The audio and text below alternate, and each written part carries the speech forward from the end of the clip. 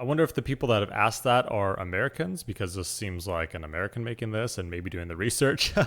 So maybe that's not common knowledge that we have here. A big assumption. I'm assuming that the British generally know, yeah, Harry is definitely not second to the throne. You know, it's William and his kids, all of them. And every kid they have, it gets lower and lower for Harry. Hello and welcome back. Today I'm going to be watching and reacting to changes to British royal titles since the death of Queen Elizabeth II. I'm curious to see, I've followed these before, and since I don't know a ton of the historical part of it, I'm still learning a lot, but I want to see the path that's building, it's going. Where does the line go from here? What's to be expected? And what will the future have in store for us? Who's going to be ruling? This is by the channel Useful Charts. And let's just get into it. Please add anything you can onto this. I'm always learning a lot more in the comments than from the videos, oftentimes after the video. So thank you all for that. Here we go. Hi, this is Matt Baker. Today I'm going to show you the changes in royal titles that have occurred since the passing of Queen Elizabeth II. So this is what the line of succession looked like just prior to the death of the Queen. And this is what it looks like now. The most important change is, of course, that Prince Charles is now King Charles III. There had been some speculation over what regnal name he would choose, because monarchs actually do get to choose their name, but it was revealed during the Prime Minister's speech on the day that the Queen died that he had chosen Charles III. The other possibility had been George VII, being that most British kings since 1714 have gone by George. Real quick, when was the last Charles? When was Charles II? Because I know there have been quite a few Georges, but Charles? I mean, I'm probably blanking on an obvious one, but I can't think of when the last time and when they ruled that Charles was king. For example, the Queen's father had actually been called Albert, but when he became king, he was known as George VI, even though he had a younger brother named George. Camilla is now Queen Consort. It had previously been thought that she would use the title Princess Consort. However, during Queen Elizabeth's Platinum Jubilee, the Queen announced that Camilla would use the term Queen Consort. Now keep in mind that there is a difference between the type of queen that Queen Elizabeth was and the type of queen that Camilla is. Yes. Queen Elizabeth was a queen regnant, meaning that she was the reigning monarch, not her husband. However, Camilla is a queen consort, meaning that she's the wife of the monarch. The last time that the UK had a queen consort was in 1952, when Queen Elizabeth's mother, also called Elizabeth, held that role. She was not, however, Elizabeth I. Queen consorts don't get numbers. Queen Elizabeth I was the famous queen that reigned during Shakespeare's time. Now, as soon as the Queen passed, Charles's... Isn't she the one that HMS Queen Elizabeth is after? I'm assuming Elizabeth I. Maybe I'm way wrong with that, but I wouldn't imagine who else. Firstborn son William became both the Duke of Cornwall in England and the Duke of Rothesay in Scotland, because those titles are automatically given to any male who is first in line to the throne. Okay. Now, he already held the title Duke of Cambridge, so he is now a Duke 3 times over. In England, he's the Duke of Cornwall and Cambridge. Cornwall comes first because it's the higher title, and his wife is the Duchess of Cornwall and Cambridge. Their Rothesay titles are only used when they are in Scotland. However, the day after the Queen's death, King Charles bestowed upon William the additional title of Prince of Wales. Now, this is something that did not happen automatically. The king had to actually bestow it. Traditionally, ever since the year 1301, the title has almost always been bestowed upon the heir apparent to the English or later the British throne. Prior to this, the title had been used by actual Welsh monarchs who ruled the Principality of Wales, which was an independent monarchy that existed from 1216 to 1283. However, in 1283, Wales became part of the Kingdom of England, and hence the title is now used as more of a ceremonial one, rather than being an actual title that indicates who's in charge of Wales. Now, because William is the new Prince of Wales, this means that his wife, Catherine, is the new Princess of Wales, the title Princess of Wales being simply a courtesy title. The last person to use it was, of course, William's mother, Diana. Technically, Camilla had the right to use it as well, but she chose not to, and prior to becoming Queen Consort, she was known as the Duchess of Cornwall. Previously, William and Kate's 3 children used the phrase of Cambridge after their names. However, they will now use the phrase of Wales. Their places in the line of succession have also gone up, with William's son George, in particular, now being second in line to the throne instead of third.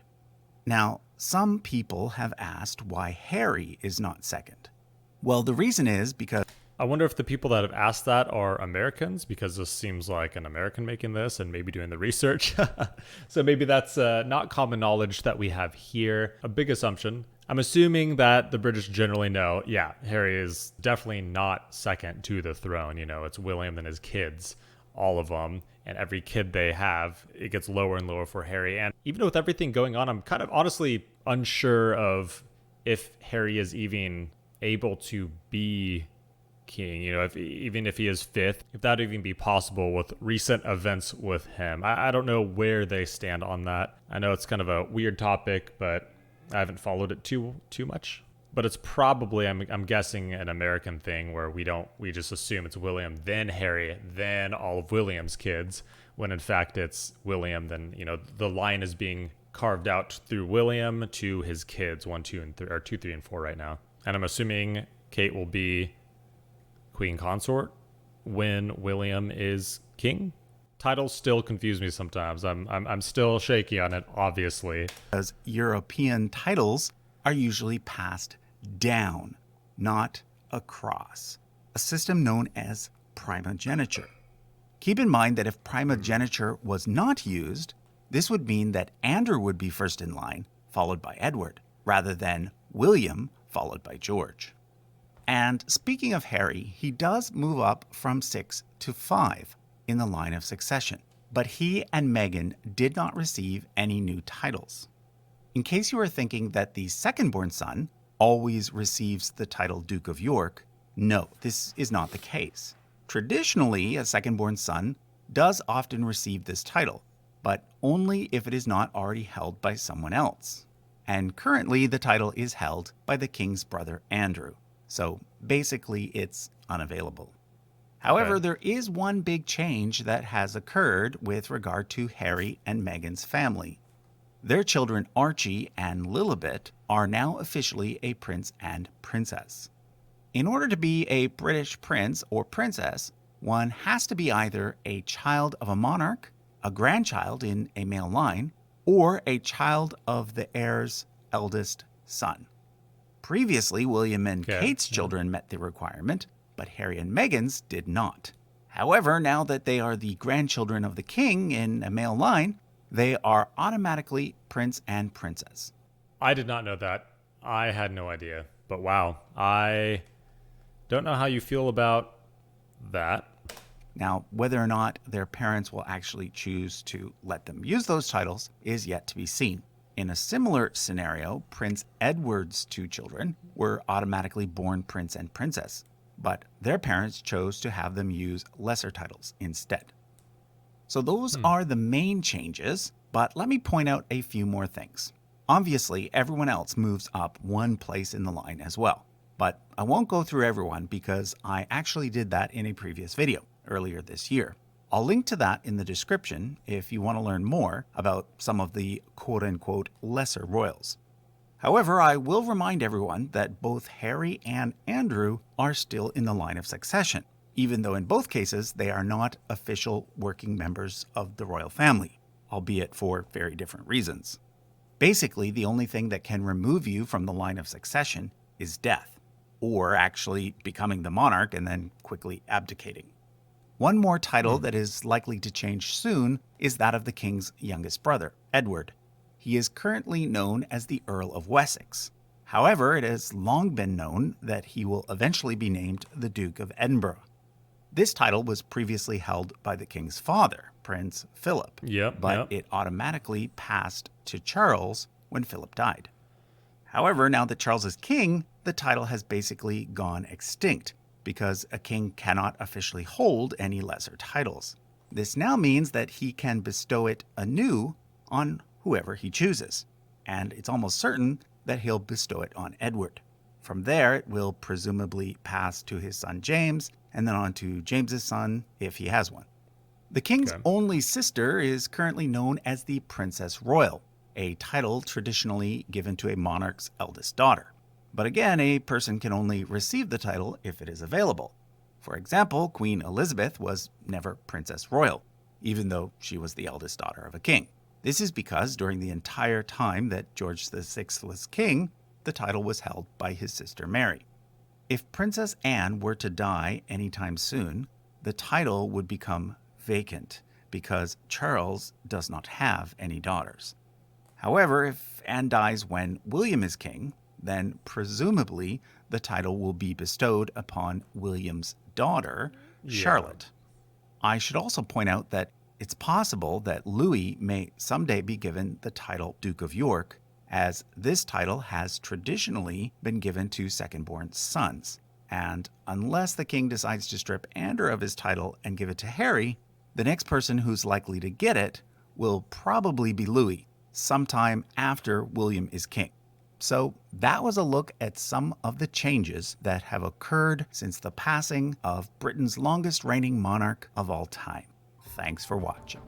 Thanks for watching, and thank you for all that information, narrator. I mean, I would honestly need to watch this one or two more times to start wrapping my head around it. But when they start going horizontally across the lines, it gets a little confusing and all the title changes and everything's shifting. Let me know your thoughts on this. It's definitely more clear to me. There's certain things that are more confusing. Horizontal, confusing. Vertical, I got it.